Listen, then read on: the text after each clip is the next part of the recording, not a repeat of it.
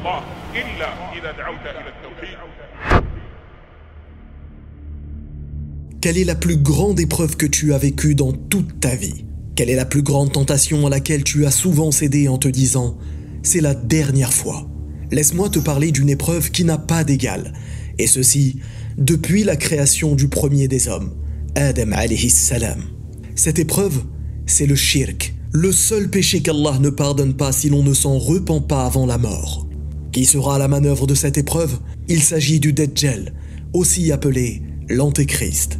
Selon Imran ibn Hussein, le prophète sallallahu alayhi wa sallam a dit « Depuis la création d'Adam jusqu'au jour de la résurrection, il n'y aura pas d'événement plus important que la venue du Dajjal.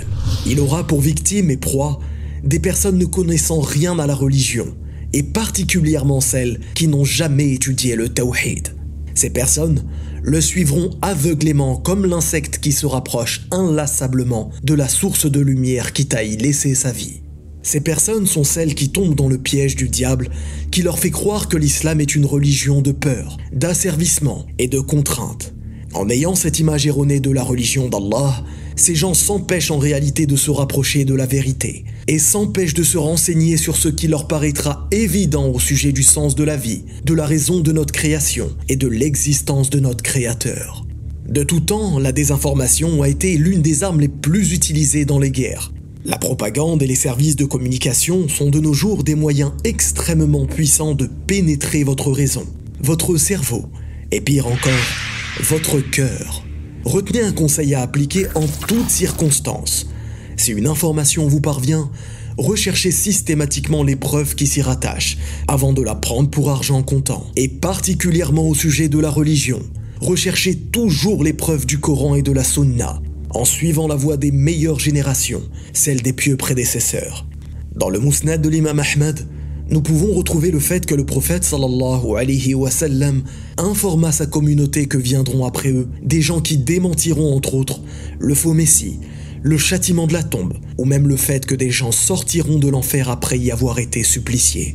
Oui, nous parlons bien de gens qui font primer leur passion et pensent détenir une raison parfaite, sans savoir que cette dernière est limitée tout comme leur vue, leur ouïe et le reste de leur sens.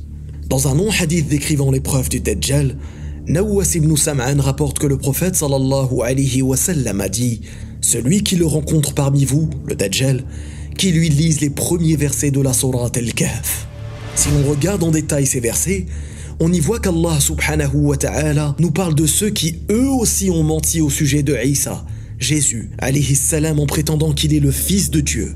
On verra aussi qu'Allah subhanahu wa ta'ala nous informe qu'il a embelli cette terre pour nous éprouver afin de déterminer qui d'entre nous est le meilleur en œuvre. Et certes, l'apparition du Dajjal fait partie de ces épreuves. Etc. parmi les nombreux enseignements des 10 premiers versets de la sourate Al-Kahf, d'où l'importance de méditer sur ces paroles, de les mettre en application et de les apprendre par cœur pour celui qui en a la capacité. Pour finir, laisse-moi te donner un exemple de personnes qui suivront le Dajjal. D'après Abu Umama al-Bahri, le prophète sallallahu alayhi wa sallam a dit « Et parmi ces troubles, il dira à un nomade « Vois-tu si je ressuscite ton père et ta mère, attesteras-tu que je suis ton Seigneur ?» Le nomade dira « Oui. » C'est alors que 2 démons se manifesteront sous la forme de son père et de sa mère, en disant « Ô fils, suis-le, car il est ton Seigneur. » Observez par quel moyen le Dajjal fera tomber ses victimes dans son piège. Il ouvrira la porte des sentiments familiaux, par laquelle beaucoup d'entre nous perdent raison. Puis, il proposera de ressusciter ses parents en échange d'une parole de shirk. Si ce nomade était un minimum enraciné dans le tawhid, il cesserait cette proposition du Dajjal dès le début et lui répondrait « Seul Allah est mon Seigneur, et seul lui a la capacité de donner la mort et la vie. » Mais ce nomade acceptera, et c'est alors que 2 démons se manifesteront sous la forme de son père et de sa mère, en l'incitant à continuer dans son égarement. Chers frères, chères sœurs, après avoir entendu cela, ne néglige plus le sujet de l'unicité. Alaykum bit tawhid. Je vous conseille de rechercher cette science afin d'unifier votre Seigneur de façon sincère et conforme. Je vous aime en Allah. Wallahu a'lam. Barakallahu fikum. Wassalamu alaykum wa rahmatullah.